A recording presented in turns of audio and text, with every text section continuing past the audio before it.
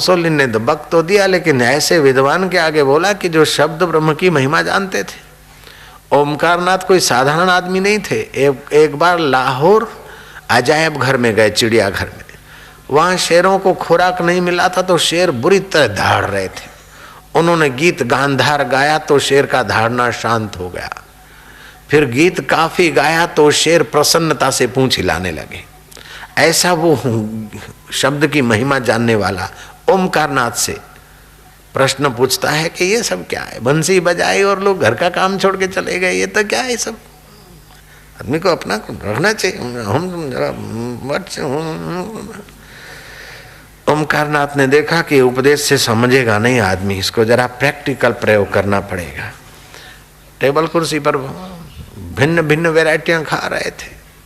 कुछ कांटेदार चमचे थे तो कुछ सादे चमचे थे, कुछ रकाबियां थी तो कुछ कप थे तो कुछ प्लेटें थी, कुछ था। भोजन करते करते वो कांटे जूठे चम्मच लेकर रकाबियों पर तालबद्ध वो बजाने लगे। धीरे धीरे ताल का ऐसा मुसोलिन पर असर पड़ा कि मुसोलिन थोड़ा थोड़ा डोलने लगा। चाहे मुसोलिन हो चाहे आप हो, अभी हम करेंगे, आप भी डोलेंगे। वो डोलने लगा, सांस बढ़ता गया, उसका डोलना बढ़ता गया, वो सांस और बढ़ाते गए, डोलना बढ़ता गया। नौबत ये आई कि वो एक ग्रास मुंह में डालने के काबिल नहीं रहा। मुसोलिन ने कहा अब ये बंद करो। बोले मैं तो तुमको रोकता नहीं, तुम खाओ। बोले नहीं, सांस बज रहा है तो मैं कैसे खा सकता हूँ?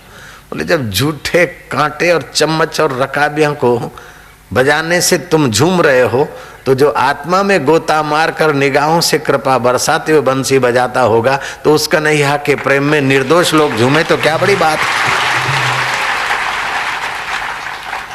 ओमकारनाथ जैसे बुद्धिमान व्यक्ति का संग मिलने के बाद भी उस निगुरे को कुछ समझ में नहीं आया।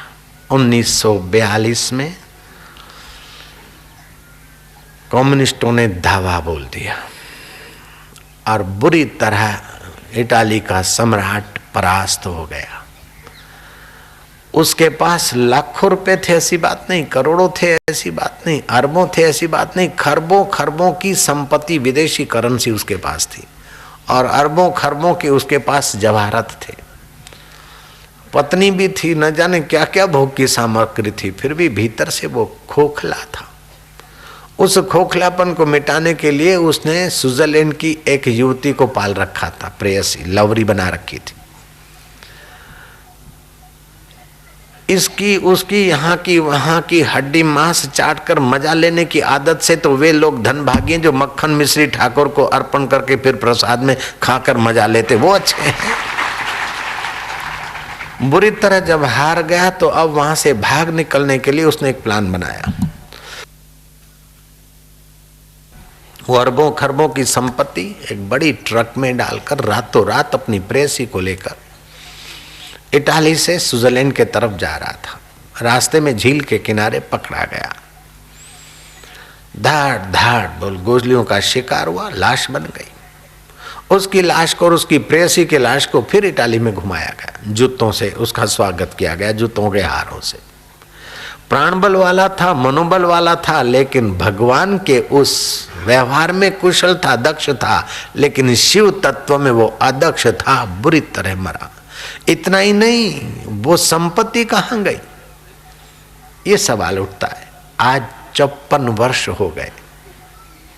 झील के किनारे जो ट्रक थी, उस ट्रक का ड्राइवर का शव मिला, ट्रक मिली, लेकिन वो संपत्ति के रखवाले जो पुलिस अफसर रखे गए थे, क्या वो संपत्ति ले भागे? नहीं, उनकी तो लाशें मिली।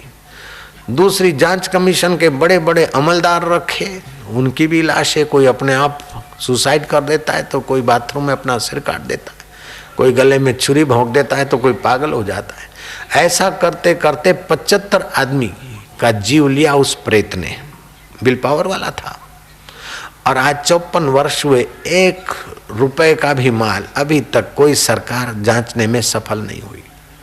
उस झील के किनारे न जाने कैसी खाई में उसने वो प्रेत ने धन छुपा रखा है और खुद भी परेशान है, औरों के लिए भी परेशानी।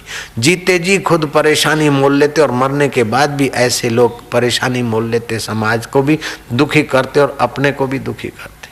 अगर ऐसे व्यक्ति को बचपन में कोई सत्संग मिल जाता, शिव पूजा मिल जाती और पापों का अंत करने वाला ज्ञान और भागवत कथा मिल जाती, तो प्राण बल वाला, मनोबल वाला व्यक्ति अगर ईश्वर के रास्ते चले तो उसमें भी सफल हो जाता।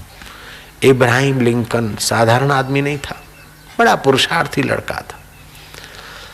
गरीबी हालत में भी वो पैरों को टाट के टुकड़े बांधकर मीलों की यात्रा करके स्कूल में जाता था। उधारी किताब लेकर पढ़ता था, मीलों पैदल जाकर किताब ले आता था मित्रों से, वो पढ़ता था। ऐसी गरीबी में से उभरता उभरता LLB किया। सच्चाई के कारण, वकीलात में झूठ नहीं बोलूंगा, उस कारण वकीलात में जमा नहीं। फिर पार्टनरशिप किया, पार्टनर ने धोखा दिया। फिर चुनाव लड़ा, 1832 में हार गया। चुनाव की बात आ गई, नेता ध्यान से सुनो। 1836 में चुनाव लड़ा, हार गया। फिर द्विवर्षीय कोई बीच का चुनाव को लड़ा, उसमें हार गया। फिर चुनाव लड़ा, हार गया। फिर उसकी कमर तोड़ने वाला एक दुख आया, उसकी पत्नी मर गई। फिर भी वो जूझता रहा। आखिर ऐसी नौबत पे आ खड़ा रहा कि उसको नसों का रोग हो गया, वीकनेस, कमजोरी हो गई नसों की। फिर भी उसने हिम्मत नहीं छोड़ी, इतना हिम्मत वाला, प्राण बल वाला था। आखिर जूझते जूझते 1855 और 1860 में president of America Ibrahim Lincoln हो गया। फिर भी अंदर का सुख न मिलने के कारण चलचित्रों का सुख लेने के लिए फिल्म देखने गए और वहां उनको गोली लगी। अभी वो व्हाइट हाउस में भूत होकर भटक रहा है। ऐसा प्राण बल वाला, मनोबल वाला, संयमी व्यक्ति, ऐसा पुरुषार्थी व्यक्ति, अगर उसको सत्संग और साधन भजन मिलता तो ईसा मूसा की नाई, कृष्ण और राम की नाई पूजा जाने की भी तो योग्यता उसमें छुपी थी। सुमति कुमति सबके उर रहे, वेद पुराण निगम अस कहीं। धरती पर आप बीज बोते हैं मिर्च का तो वहां से तिखास आती है, और पास में ही आप गन्ना बोते तो मिठास आती है। मिठास और तिखास दोनों छुपी है। अच्छाइयाँ बुराइयाँ हमारे अंतःकरण में दोनों छुपी है। सत्संग के द्वारा अच्छाइयाँ विकसित हो जाती है, बुराई का हिस्सा साफ हो जाता है और मनुष्य देवता बन जाता है। अगर सत्संग नहीं मिला तो कुसंग के द्वारा बुराइयाँ बढ़ जाती है और मानव दानव बन जाता है।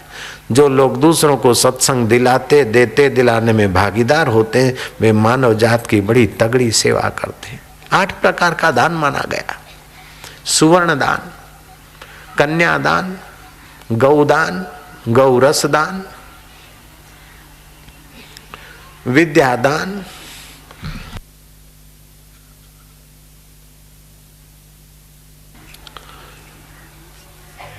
अन्नदान। इन सब में अभय दान ऊंचा माना गया है। कन्यादान करने के बाद जमाई राज शराबी हो सकता है। सुवर्ण दान करने के बाद कोई अट्ठे से 2 और पंजे से छक्का लगा सकता है। लेकिन जिसके जीवन में सत्संग का दान करवा दिया तो महाराज जुआरी की जुआ छूटती है, पापी का पाप छूटता है, अशांत की अशांति छूटती है, अहंकारी का अहंकार छूटता है, दुखी के दुख छूटते हैं, अभक्त भक्त बनने लग जाता है, रोगी निरोग होने लगता है, कायर में हिम्मत आने लगती है। और महाराज हिम्मत वाले का हिम्मत में संयम आकर सदाचार बनने लग जाता है, उसका जीवन सदाचारी होने लगता है। जो सत्संग देता दिलाता है उसमें भागीदार होता है, वो मानव जात की बहुत बड़ी भारी सेवा करता है। बिनु सत्संग विवेक न होवई, राम कृपा बिनु सुलभ न सोई। भगवान की कृपा होती है तब सत्संग मिलता है, भगवान की कृपा होती है तो सत्संग मिलता है, और सत्संग मिलता है तो महाराज भगवान की कृपा होती तो संत मिलते हैं, सत्संग मिलता है, और संत की कृपा होती है तो भगवान मिलते हैं, और दोनों की कृपा होती है तब अपना आत्मा का ज्ञान हो जाता है और जीव ब्रह्म रूप में प्रकट हो जाता है।